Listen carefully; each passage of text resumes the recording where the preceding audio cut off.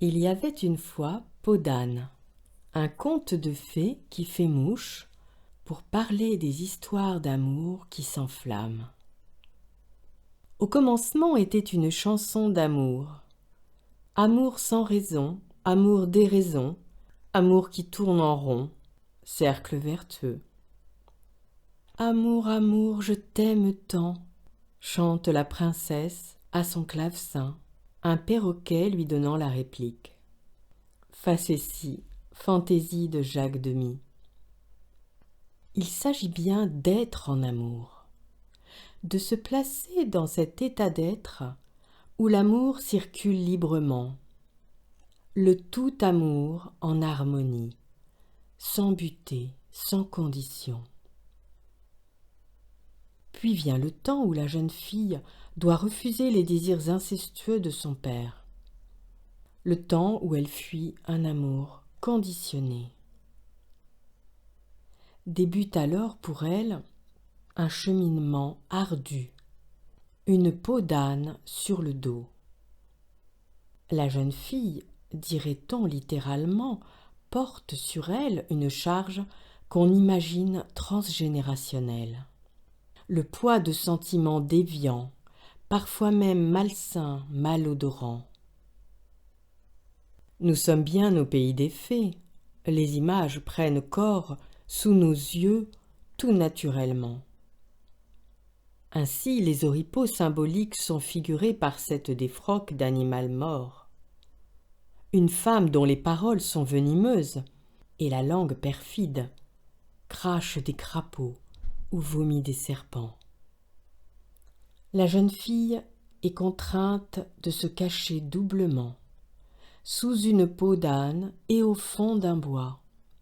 Là, dans le secret, la transformation peut s'opérer.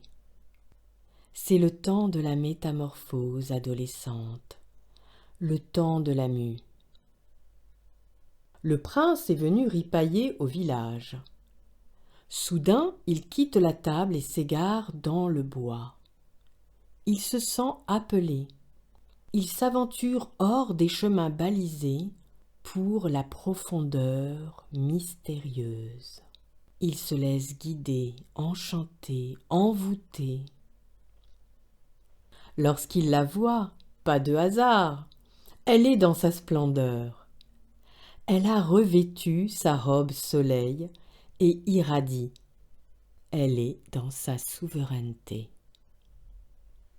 Mais il y a fort à parier que si le prince l'avait surprise affublée de sa peau d'âne, il aurait tout aussi bien pu reconnaître en elle le joyau étincelant, le regard de l'amour déraisonnable.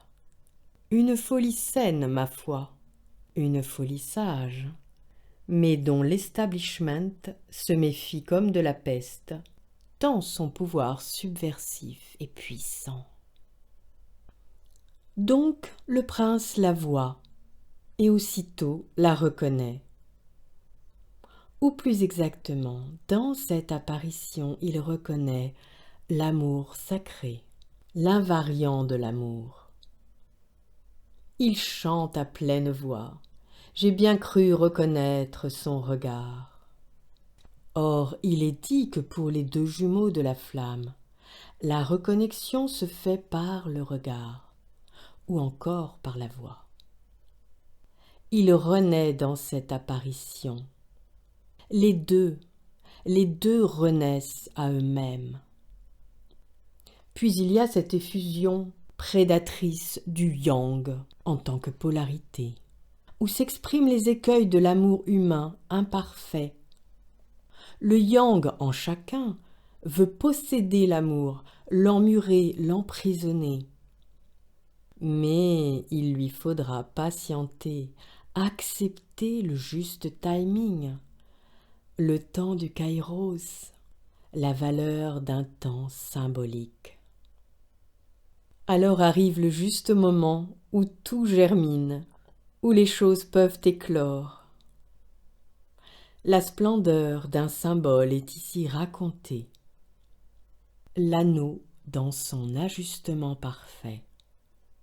Drôle d'histoire, On reconnaît bien là le récit initiatique que les enfants accueillent les yeux fermés, malgré toutes ces invraisemblances. Comment se pourrait-il qu'un anneau ou un soulier puisse n'aller qu'à une seule femme? N'y a-t-il pas sur cette terre, en ce bas monde, de multiples femmes qui chosent du 37 ou du 38, que sais-je encore? Mais c'est bien d'autre chose qu'il s'agit. Il s'agit d'une signature vibratoire en harmonie parfaite. Il s'agit d'une reconnaissance énergétique pleine et entière, issue des mondes subtils. Celle qui permet la communion des corps, en accord avec le cosmos et la fusion des chakras. On touche au sacré. Autrement dit, le mystère de l'anneau ou du soulier dans un ajustement parfait ne peut s'expliquer que si l'on admet la possibilité d'un monde invisible, intangible, où s'exprime la trame de l'âme. Et maintenant, place à l'émoi du prince, à son expression chantée, à la fois douce et intense, sur les délicatesses musicales de Michel Legrand.